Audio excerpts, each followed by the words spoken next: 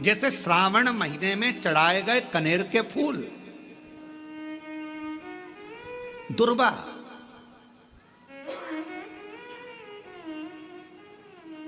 और हम सबसे कहेंगे, मान लो यदि कोई विशेष कोर्ट का केस चल रहा हो, कोई कोर्ट में कोई बातें चल रही हो, अदालत आदि में कोई कार्रवाई चल रही हो, कोई फाइल प्रशासनिक अधिकारियों के पास फंस गई हो और कुछ ना कुछ उसमें अपने को लगता है कि तकलीफ का प्रसंग है, तो हम कहेंगे शिव की आराधना करो, सत्यता पर जियो,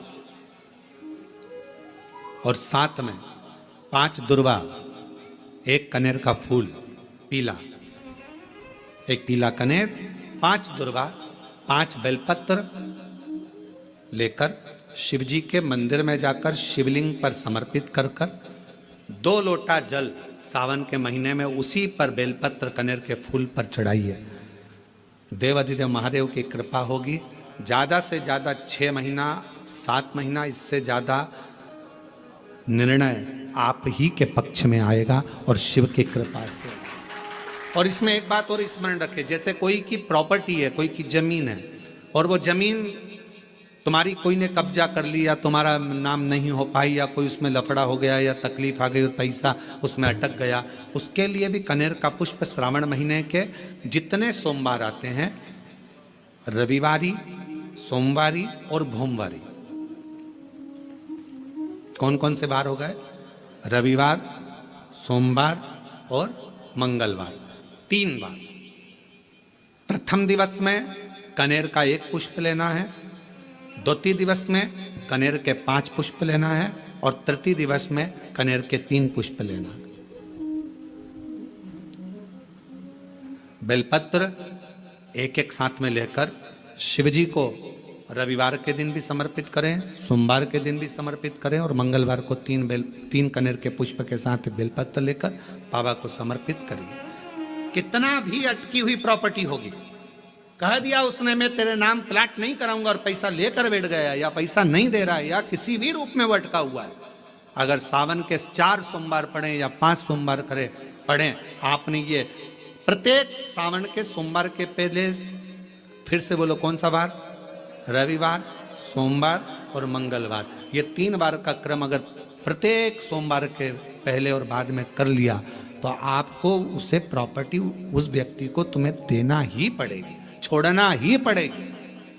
उसको खुद अपने आप में बेचैनी होने लगेगी, मुझे बुलाएगा, आपको जाना नहीं पड़ेगा, खुद बस फोन लगाया आपने, भैया हमारा करा दो, हमारा करा दो, 2 बार 3 बार अगर बोला, चौथी बार वो खुद बुलाएगा, बेचैनी बढ़ेगी। मेरा बाबा उसको खुद खल बुला देता। शिव शिव है, उसको कहते सत्यम शिवम सुंदर, शंकर शंकर। आप लोग कथा में श्रवण करे हैं पूर्व में, हनुमान गतिमान रतिमान मतिमान व्रतिमान, ऐसे हनुमान जी के कई भाई हुए, कई भाई हनुमान जी के हुए। और हमने पहले भी कहा है, जिसकी फैक्ट्री ना चलती हो, बहुत दुकान ना चलती हो, तो हनुमान जी के पांव का थोड़ा सा सिंदूर लेकर, यदि उस सिंदूर को किसी भी फैक्ट्री या दुकान में हनुमान जी के छोटे भाई गतिमान के नाम से अगर 1 बिंदी भी सिंदूर की रख दी जाती है, तो वो दुकान और फैक्ट्री भी झड़के से चलना प्रारंभ हो जाती है। गतिमान हनुमान जी के छोटे भाई,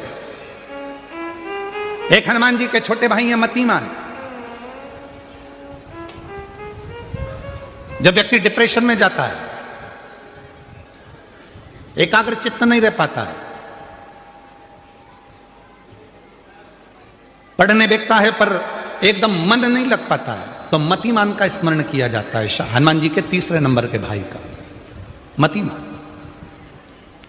और कहते हैं 1 दुर्वा यदि मतिमान के नाम से शंकर भगवान की शिवलिंग पर चढ़ा दी जाए, और उसी दुर्वा को वापिस लेकर आया जाए, अंधेरा होने से पहले, सूर्य अस्त होने के पहले, शाम के प्रदोष के पहले, यदि उस दुर्वा को उस व्यक्ति को चबा चबा कर खिला दो, तो डिप्रेस हो रहा है, डिप्रेशन में है, चिंता में है, टेंशन में है, और उसका विवेक काम नहीं कर रहा, बुद्धि स्थिर नहीं हो पा रही है, या पढ़ने में मन नहीं लग पा रहा है, तो उसको आप एक दुर्वा मतिमान, हनुमान जी के तीसरे नंबर के भाई मतिमान के नाम से अगर खिला देते हैं तो उसकी बुद्धि केंद्रित होना प्रारंभ हो जाती है और वो डिप्रेस से हटना प्रारंभ हो जाता है, मन स्थिर होने लगता है। मतिमान।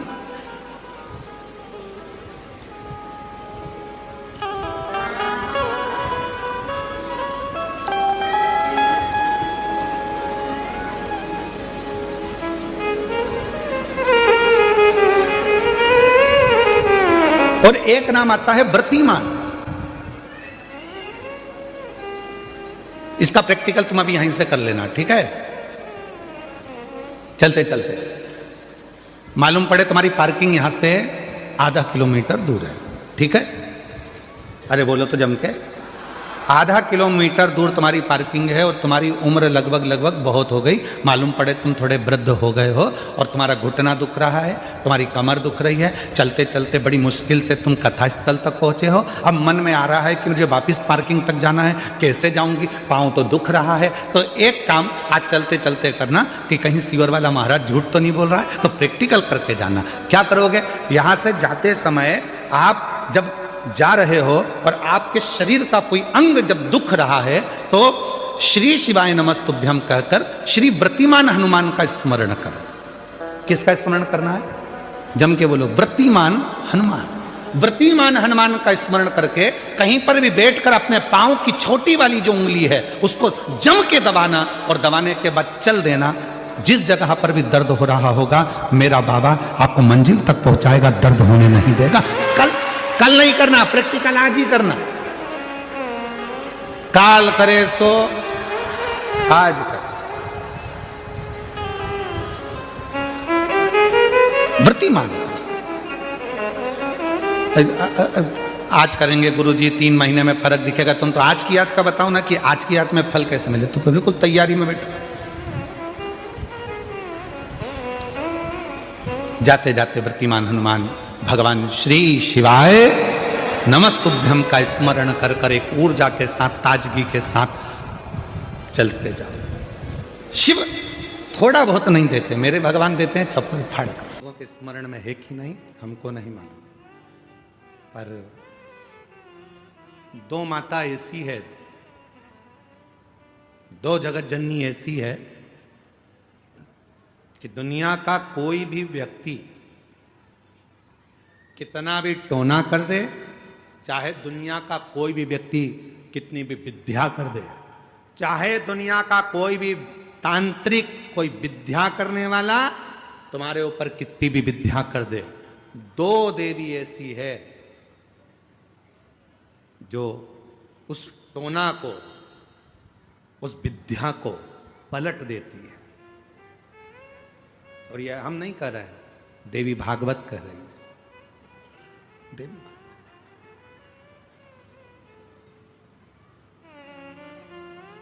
काली पुराण में भी इसका वर्णन आता है, देवी भागवत में भी इसका वर्णन आता है। 2 देवी ऐसी हैं जो कोई अपने ऊपर अगर विद्या कर रहा है और वो 2 देवी का स्मरण कर लिया जाए, उन 2 देवी का नाम लेकर मात्र शंकर के शिवलिंग के सामने जो अशोक सुंदरी वाली जगह होती है वहां पर अगर इन 2 देवियों का नाम लेकर अगर जल चढ़ा दिया जाए तो किसी ने अगर विद्या करी भी होती है तो पलट जाती है। कोई कितना भी बड़ा तुम्हारे लिए तंत्र मंत्र कर रहा हो वो तुरंत पलट जाता है, एक क्षण नहीं लगता और उनका नाम लेने से पलट जाता है। 2 देवी, एक प्रत्यग्रा माता, एक है प्रत्यग्री माता और दूसरी है दंतेश्वरी माता, जिसका काली पुराण में विशेष वर्णन लिखा, जिसका देवी भागवत में वर्णन आता है। और महाराज प्रत्यग्री माता का वर्णन स्वयं यहां तक, प्रत्यग्रा माता का वर्णन यहां तक अथर्व वेद में भी प्रत्यग्री माता का वर्णन और दंतेश्वरी माता का स्मरण यहां तक अथर्व वेद में भी वर्णित किया गया प्रत्यग्री माता का। काली पुराण में तो है, देवी भागवत में भी है। ये जो 2 देवियां हैं, एक प्रत्यग्री माता और दूसरी, जम के बोलो, दंतेश्वरी माता। ये 2 माता ऐसी हैं, अगर भगवान शंकर का ये शिवलिंग है, ये जलाधारी है, माता पार्वती जी का हस्तकमल, और यहां सामने एक मोटी सी लाइन होती है अशोक सुंदरी का स्थान। इधर गणेश जी, इधर कार्तिकेय जी। जब हम दक्षिण में खड़े होकर, उत्तर में मुख कर कर, यहां खड़े होकर जब हम शिवलिंग पर जल चढ़ाते हैं और अपने जल के पात्र को थोड़ा सा आगे बढ़ाकर हम इस स्थान पर, अशोक सुंदरी के स्थान पर, इस यहां खड़े होकर जल चढ़ाते समय इस स्थान पर अपने पानी के लोटे को आगे बढ़ाते हैं और जल को यहां गिराते हैं। प्रत्येकगिरी माता का नाम लेकर या मां दंतेश्वरी का नाम लेकर जब हम चढ़ाते हैं, आज दिन भर में अगर कोई ने भी हमारे ऊपर विद्या करी होती है, वो 2 मिनट के अंदर वो कटकर गिर जाती है और कोई असर नहीं पाता। 2 मां, एक मां दंतेश्वरी, एक प्रत्येकगिरी। कौन है ये प्रत्येकगिरी माता? तो शिव महापुराण में बड़ा सुंदर वर्णन आया कि जब हिरण्यकशिपु ने बहुत तप करा, बहुत तप। मेरा निवेदन है आस्था चैनल वालों से, कथा लाइव चल रही है, उनसे हम निवेदन करेंगे कि आपके पास में दंतेश्वरी माता का फोटो हो तो आस्था चैनल वाले अवश्य दिखाते रहें बीच बीच में जहां कथा चल रही है। और प्रत्येकगिरी माता का अगर फोटो हो तो सिंह का मुंह होगा माँ का, स्त्री का शरीर होगा माँ का, और बड़े बड़े दंत होंगे उनके, प्रत्येकगिरी माता के। अगर वो भी चित्र हो तो अवश्य जहां कथा चल रही है तो लोगों को मालूम पड़े कि प्रत्येकगिरी माता कौन सी है, दंतेश्वरी माता कौन सी है, उनका स्वरूप का दर्शन अवश्य करा। और प्रत्येकगिरी माता का अगर फोटो का आप लोगों को समझ में ना आए तो एक बार हमको व्यासपीठ पर लाकर उस मोबाइल में दर्शन कराएं तो हम भी बता देंगे। प्रत्येकगिरी माता 2 माता ऐसी है। काली पुराण के अंतर्गत, देवी भागवत के अंतर्गत, हमारे वेदों के अंतर्गत 2 माताओं का क्रम बड़ा विचित्र। तो हम अभी जो कथा को प्रारंभ कर रहे हैं तो प्रत्येकगिरी से प्रारंभ कर रहे हैं और इसको लेकर जाएंगे दंतेश्वरी माता तक। संध्या काल में लगाया गया दीप मानदेह नामक असुर का संहार कर देता है। प्रतिदिन एक नियम बनाकर रखना चाहिए कि रोज शाम के समय पर अपने घर में प्रदोष काल के समय पर एक दीप जरूर लगाना चाहिए। और यदि बेलपत्र का वृक्ष है तो उस बेलपत्र के वृक्ष के सामने भी एक दीप अवश्य लगाना चाहिए।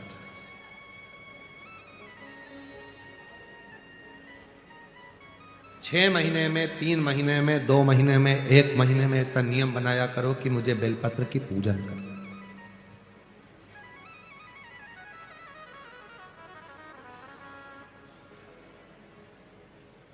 स्वयं माता लक्ष्मी जी ने भगवान नारायण को पाने के लिए बेलपत्र का पूजन किया।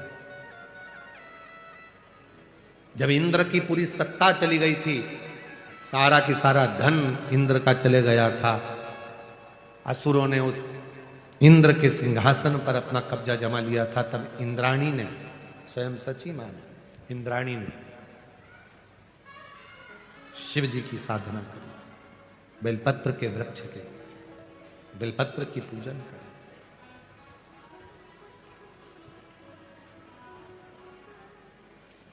कभी दिल कर जाए तुम्हारा तो कभी महीने में, 1.5 महीने में, 2 महीने में बेलपत्र के पेड़ के नीचे जल लेकर बैठो।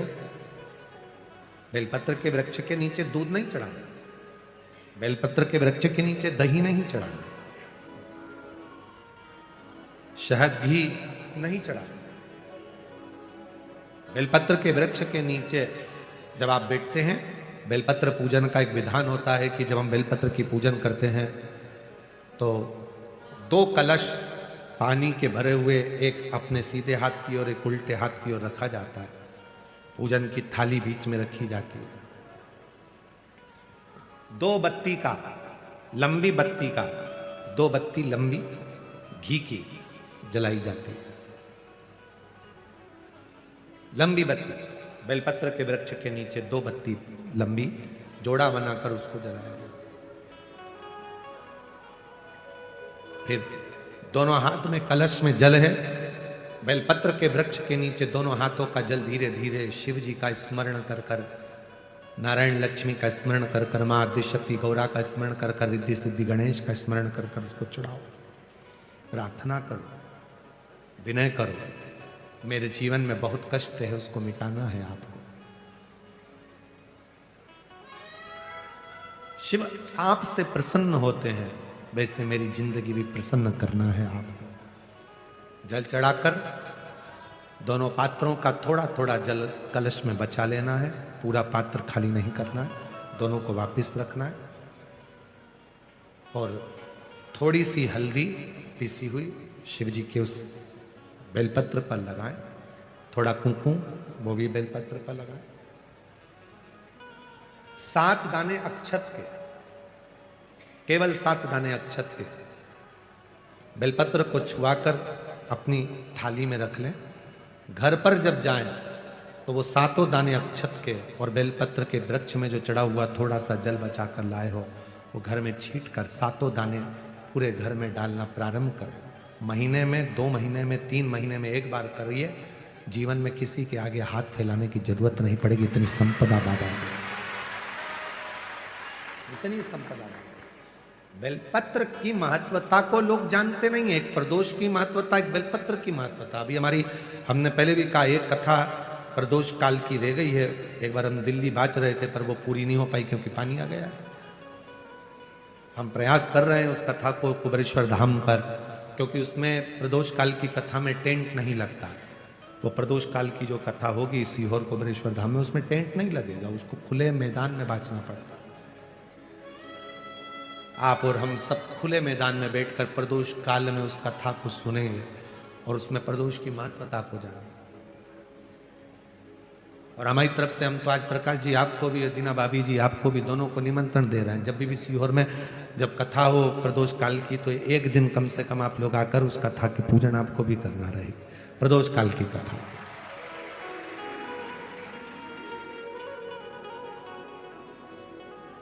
अभी तो नहीं है, पर जब भी तारीख निश्चित होगी, 1-2 साल में, जब बाबा कृपा करेगा तब इसको सकेंगे। पंडाल में भले तुम्हारे लिए हम सोने के लिए पंडाल लगा देंगे, पर कथा सुनने के लिए तो आपको मैदान में ही बैठना पड़ेगा, खुले आसमान।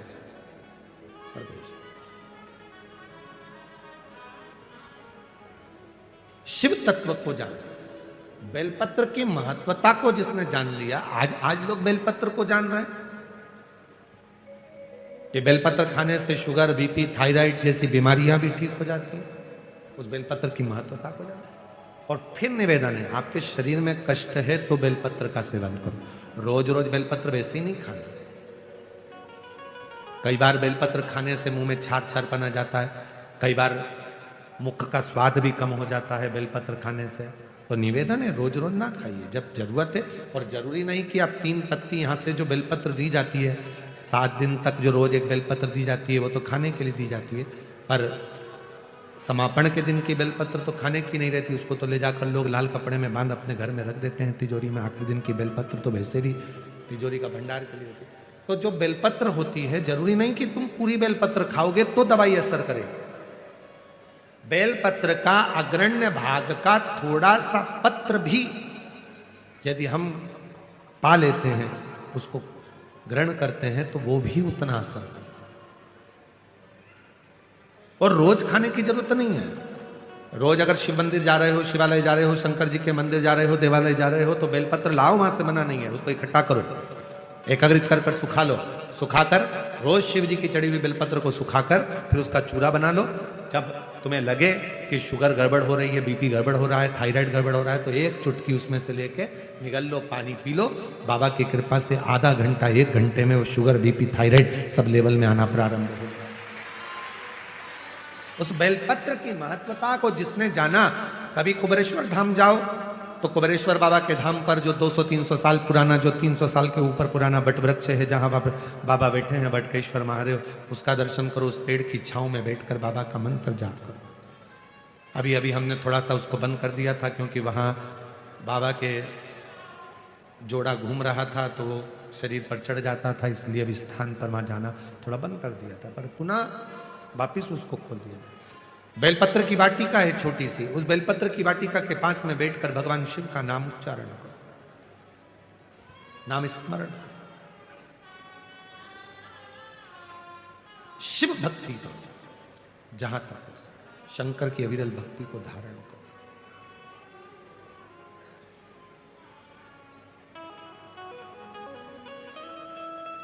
शिव की साधना आराधना जीवन को सुख देती है। बेलपत्र का वृक्ष का पूजन अर्चना हमें आनंद प्रदान करता है। बंसल जी, आज के समय में ये जितने भी श्रोता बैठे हैं और जितने बाहर बैठे हैं और जितने ऑनलाइन सुन रहे हैं अपने अपने घरों में बैठकर, मोबाइल पर, व्हाट्सएप पर, इंस्टाग्राम पर, फेसबुक पर, जितने भी सोशल मीडिया पे सुन रहे हैं, मैं एक एक श्रोताओं से, जितने टीवी पर सुन रहे हैं और जितने यहाँ सुन रहे हैं, मैं सबको खड़े होकर पूछ सकता हूँ कि आपने कहाँ तक पढ़ाई करी है।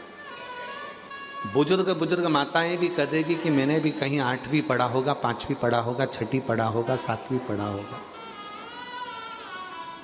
कोई कहेगा कि मैंने MBA करा होगा, कोई कहेगा मैंने ये पढ़ाई करी, कोई कहेगा मैंने ये पढ़ाई करी। आज के समय में हर व्यक्ति पढ़ा लिखा है, वो समझता है कि हमको अगर मंजिल तक पहुंचना है और आगे बढ़ना है तो हमें निंदा, बुराई, चुगली, इन सब से दूर हटना है और अपने लक्ष्य को पकड़ना है और आगे बढ़ना है। लक्ष्य अपना हो। अमृत कहां मिलेगा, ये पार्वती जी पूछ रही हैं। समुद्र में अमृत है। शिव जी कहते हैं अगर समुद्र में अमृत होता तो समुद्र खारा ही नहीं होता। मंथन समुद्र में भी नहीं। तो वो जो अमृत मंथन हुआ था, वो अमृत जो निकला था, वो क्या है? शिव जी ने कहा वो तो विचारों का मंथन है। और विचारों का जब मंथन होता है तो उसमें जो अमृत निकलता है वो जीवन को सुख देता है। आज हम एक बात इस व्यासपीठ से, काशी की भूमि से कहना चाहेंगे। प्रत्येक पति और पत्नी को अपने कमरे में आने के बाद मोबाइल को टेबल पे साइलेंट कर कर पटक देना चाहिए। पति कमरे में आया, पत्नी कमरे में आई, दोनों के मोबाइल साइलेंट कर कर एक कोने में पटक दो और अपने अपने विचारों का मंथन करो। पत्नी के पास बहुत सारी बातें हैं जो तुमसे कहना चाहती है, पर तुम ऐसे हो कि उसकी बातों को सुनना ही नहीं चाहते। पति कहते हैं ये निंदा करेगी, बुराई करेगी अपनी सास की, ससुर की, परिवार की। ठीक है, किससे कहेगी? वो अपना मन हल्का करने के लिए अपने पति से ही तो कहेगी। अगर पड़ोसी से कहना चालू कर देगी तो तुमको काली मिर्ची लग जाएगी। कहेगी तो पति से। किससे कहेगी? कहेगी तो पति से। अपने केवल मंथन समुद्र का नहीं हुआ, मंथन विचारों का हुआ। विचारों का मंथन।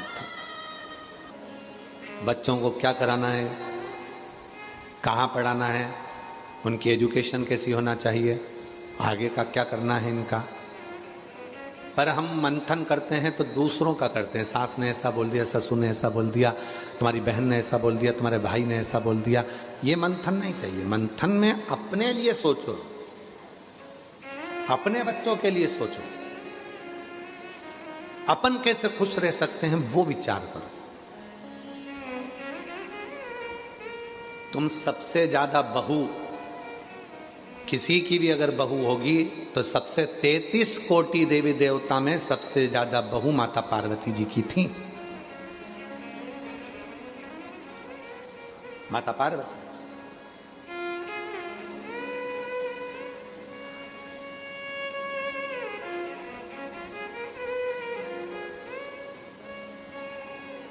कई माताएं कह देती हैं कि हम हमारी बहू को निभा रहे हैं, बहुएं कहती हैं हम हमारी सास को निभा रहे हैं। मेरी जीजियों कोई किसी को नहीं निभा रहा, समय चक्र निभा कर चल रहा है और तुम उस परिधि के अंदर चल रहे हो। निभाना किसको कहते हैं? कभी विचार करना माता पार्वती जी की बहुओं को देखकर।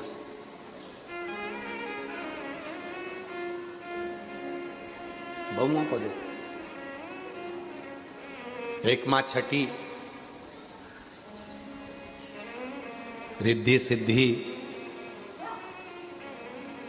बहुओं का क्रम देखिएगा। 6 लड़कियां, जया, अभिशहरा, शामलीवारी, दौतली, देव, अशोक सुंदरी। दामाद, बच्चों के बच्चे शुभ और लाभ, उनके बच्चे अमोद और प्रमोद।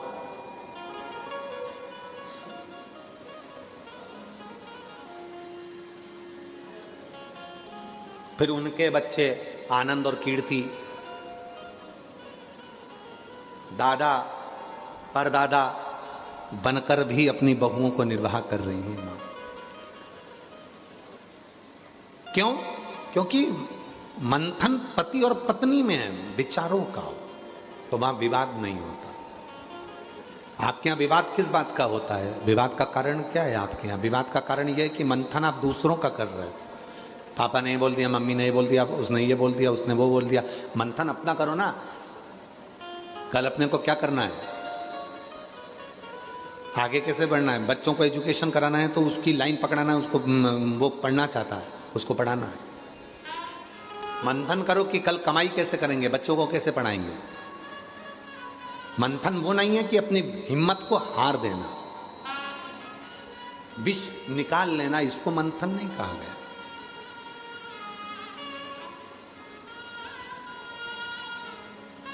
अभी कल एक न्यूज़ हमारे आशीष हमको दिखा रहा था कि एक बाप ने अपने बच्चे को ही बहते हुए नहर में, पानी में फेंक दिया। मां अपने एक बच्चे को लेकर चली गई, बाप के पास एक बच्चा रह गया, दोनों में लड़ाई झगड़ा चल रहा था और बच्चे से क्या तुमने निकाला, ये अमृत नहीं है, ये विष है, इसको अमृत नहीं कहेंगे।